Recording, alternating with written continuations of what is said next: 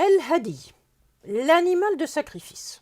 Ce terme se rattache à une racine bien connue, puisque c'est celle de la guidance, Houda, que nous avons déjà traitée. Mais tu ne t'attends sans doute pas au sens que le mot Hadi a dans le Coran. Allons donc voir de quoi il s'agit.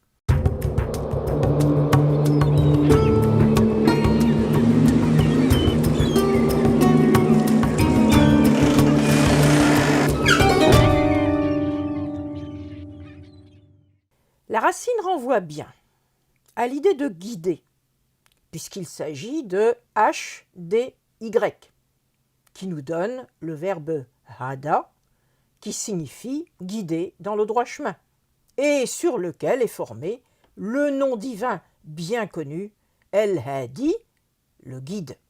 La forme Hadi se rattache en fait à la forme dérivée du même verbe ahda, qui signifie au sens banal offrir un cadeau à quelqu'un.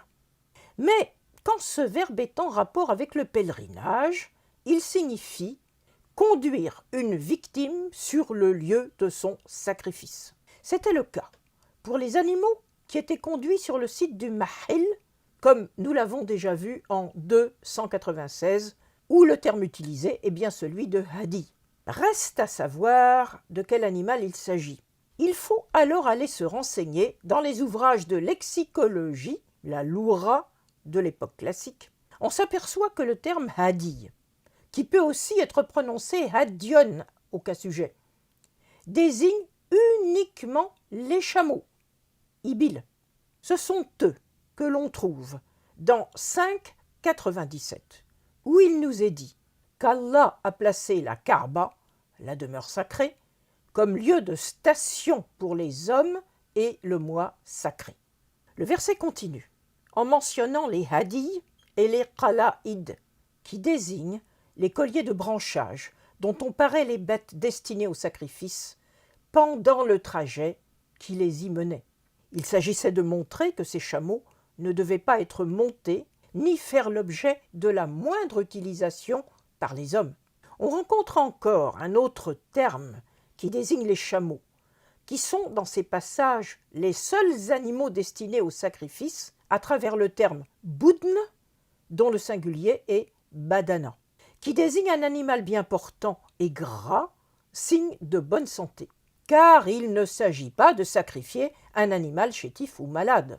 Il ne faut pas oublier en effet que dans le cadre des sociétés pastorales, quand les éleveurs conduisaient un animal au sacrifice au profit d'une divinité, c'était en espérant que leur troupeau prospère. On raconte d'ailleurs que c'était souvent la chamelle blanche, la plus belle du troupeau, qui était promise au sacrifice.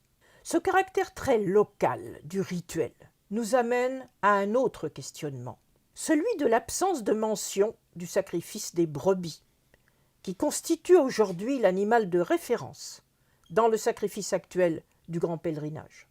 S'il s'était agi, à l'époque du Coran, dans la société du 7e siècle, d'un sacrifice de brebis, c'est le mot « dahiya » qui aurait dû être utilisé.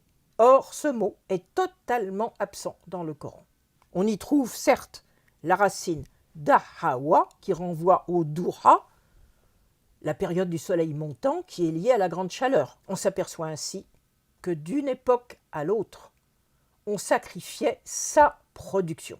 Du temps du grand pastoralisme d'Arabie et de ses chameaux, on est passé au sacrifice du mouton, sans parvenir encore au sacrifice devenu symbolique qui prévaut dans d'autres religions.